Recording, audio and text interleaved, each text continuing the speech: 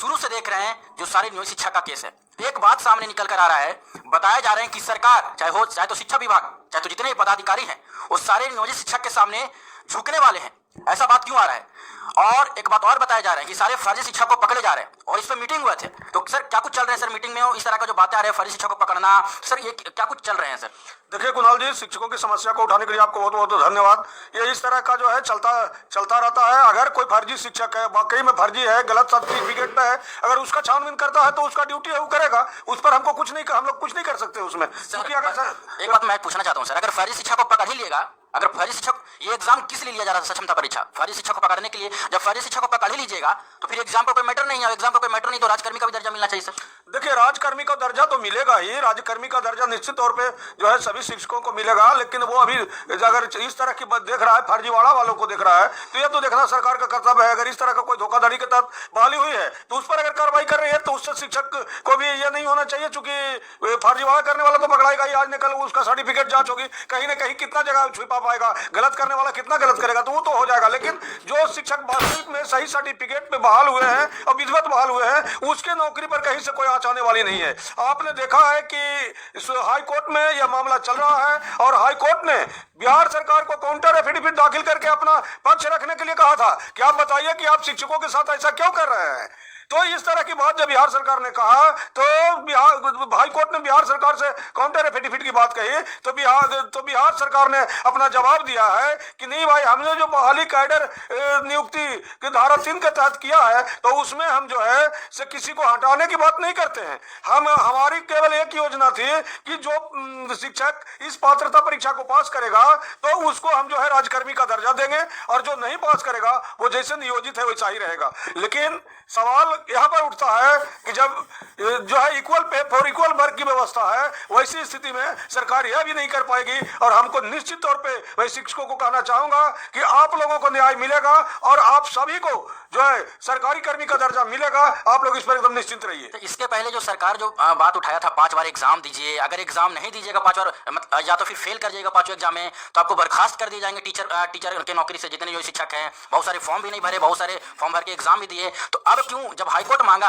Reply तो अब क्यों सरकार झुक रहा है, अब क्यों सरकार पलट रहा है? यानी कि सरकार चाहे शिक्षा विभाग के जितने पदाधिकारी हैं कोर्ट के सामने झुक रहे हैं सर। देखिए बात है कुणाल जी कि न्यायालय के सामने जो भी चलता है विधि का शासन चलता है और विधि के अनुसार इनकी बहाली हुई है तो अब तो विधि के अनुसार ही इनको ना आप हटा सकते हैं। तो विधि में कहीं ऐसा व्यवस्था नहीं है कि आप जिसको बहाल कर दिया, जो आपके यहाँ कार्य कर चुका है और उसको आप हटा दीजिए। तो बिहार सरकार किसी कीमत पर इसको हटा तो सकती नहीं है। और जो बहाली की प्रक्रिया पूरी हुई थी उससे भी एकदम स्पष्ट था कि इन लोग को हटाना किसी कीमत पर भी नहीं हटाया जा सकता है। मात्र ये लोग परीक्षा लेने की जो ये सब परिपाटी अपनाया है वो तो बिल्कुल गलत है। तो हम कई बार आपको कह चुके हैं कि इस तरह की सक्षमता की कोई परीक्षा नहीं होनी चाहिए, क्योंकि पात्रता परीक्षा पास करके आया है। तो भाई केवल शब्द का तो हेरफेर है। एक पात्रता मतलब पात्र आप हैं कि नहीं। तो जब हम पहले ही पात्र थे तो अब असक्षम हम कैसे हो सकते हैं? इसलिए ये जो है सक्षमता परीक्षा जो है वो अपने आप में गलत है। और यह जो है जो दिए हैं या नहीं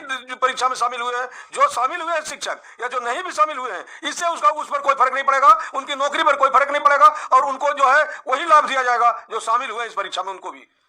एक बात आपने गौर किया होगा, सर के द्वारा बहुत ही बड़ा बात बताया गया और ये नीतीश कुमार खुद जब काउंटर हाईकोर्ट फाइल किया था तब वो नीतीश कुमार का बयान है कि जितने भी शिक्षक हैं नियोजित, अगर वो एग्जाम नहीं देते हैं तो वो अपने पद पे यथासंभव रहेंगे, उनको कभी कोई नहीं हटाएगा और जो एग्जाम देंगे उनको राजकर्मी का दर्जा के लिए, प्रमोशन के लिए आगे बात की जाएंगे और आगे का बातें बढ़ाई जाएंगे। तो ये बात पे आप लोग जरूर गौर करिएगा। मैं हाईकोर्ट को भी लेकर सारा कुछ जानने वाला हूँ सर से। एक मैं छोटा सा रिक्वेस्ट करूंगा, ये बात ऐसे ही नहीं जाएगा, ठीक है? अब ये मैटर हाईकोर्ट में जाने वाले हैं, अब हाईकोर्ट में उसका सुनवाई होगा, क्योंकि नीतीश कुमार तो खुद ही बोल रहे हैं कि किसी का नौकरी नहीं हटेगा, प्रमोशन को लेकर भले ही एग्जाम होगा। और जितने मेरे साथी हैं जरूर चैनल को सब्सक्राइब करके रखिएगा सब।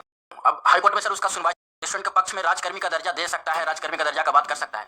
देखिए बिना एग्जाम का भी हाईकोर्ट का कोई भी हाईकोर्ट ही नहीं कानून बनाया है। Equal pay for equal work का हमारे संविधान में ही जो है वर्णन है और हाईकोर्ट उसकी व्याख्या करती है। और जहां भी इस तरह की बातें आती हैं, इस तरह का जिस यूनियन के द्वारा भी जिस नौकरी पेशा वालों के लिए जब भी यूनियन वाला लड़ता है तो equal pay for equal work के लिए लड़ता है। तो भाई वर्क अगर एक है तो पे भी एक होगा। तो ऐसी परिस्थिति में हाईकोर्ट से पूरा इनको लाभ तो मिलेगा ही और जो नियमावली है, जो कानून है, उसके मुताबिक भी सभी शिक्षकों को जो है राजकर्मी का दर्जा मिलेगा और निश्चित रूप से मिलेगा, क्योंकि ऐसा संविधान में ही वर्णित है कि equal pay for for equal work, कि समान कार्य के लिए समान वेतन देना है। तो ऐसी परिस्थिति में जब दोनों शिक्षक एक ही काम करेंगे तो उनके लिए अलग अलग वेतन का निर्धारण तो विधि संगत हो ही नहीं सकती है। इसलिए इस पर चिंता करें ही नहीं।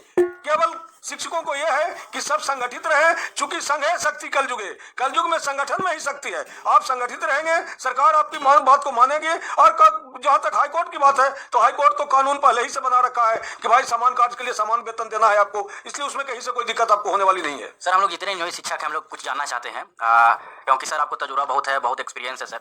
जैसा कि जो सरकार अपना नियम निकाला और नियम के अनुसार जो एग्जाम ले रहा था और बोल रहा था कि नहीं पास करिएगा इससे सारे, और बोले नहीं पास करिएगा तो सारे को बर्खास्त कर दिए जाएंगे, इसके डर से सारे नियोजित शिक्षक फॉर्म को भरे हैं सर। ये सबको जानता है, वो बात सही भी है, डर से फॉर्म भरा गया है।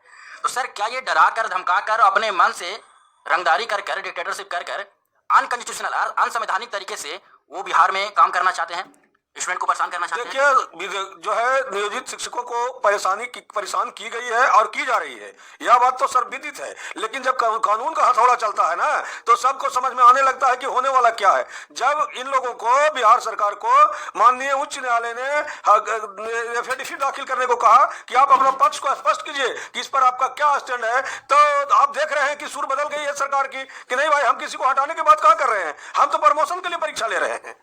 हम जो एग्जाम ले रहे हैं वो प्रमोशन के लिए ले रहे हैं, ये तो डिपार्टमेंटल एग्जाम है और प्रमोशन के लिए एग्जाम ले रहे हैं। ये ऐसा नहीं है कि हम जो है हटाने के लिए ले रहे हैं। ये तो जब बहाली हुई है उस बहाली के नियमावली में ही है कि हम किसी को हटा नहीं सकते हैं।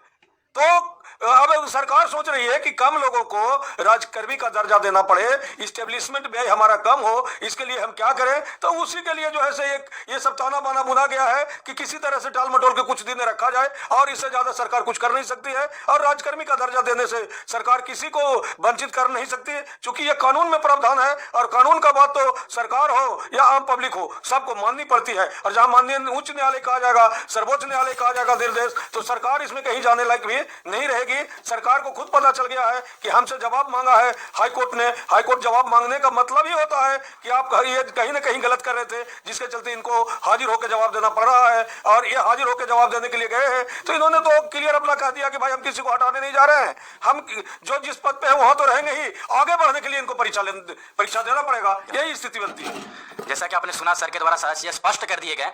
जिस चीज से डर था आप लोगों को कि हम लोग फॉर्म नहीं भरेंगे और एग्जाम नहीं देंगे तो हम लोग को बर्खास्त कर दी जाएगा, वो चीज सरकार ही क्लियर कर दिया। और ये चीज सारी चीज को लेकर, राजकर्मी का दर्जा को लेकर जो परेशान हो रहे थे, वो सारा चीज सर के द्वारा क्लियर तरीके से, आज तक ऐसा कोई भी क्लियर तरीके से स्पष्ट तरीके से पूरे बिहार में आपको नहीं समझाएंगे जिस तरह से सर ने आपको स्पष्ट किया। क्योंकि सर हमेशा इस केस को देखते रहते हैं और इस पर ध्यान रहता है सर का। तो जितने मेरे साथी हैं, डरना नहीं है।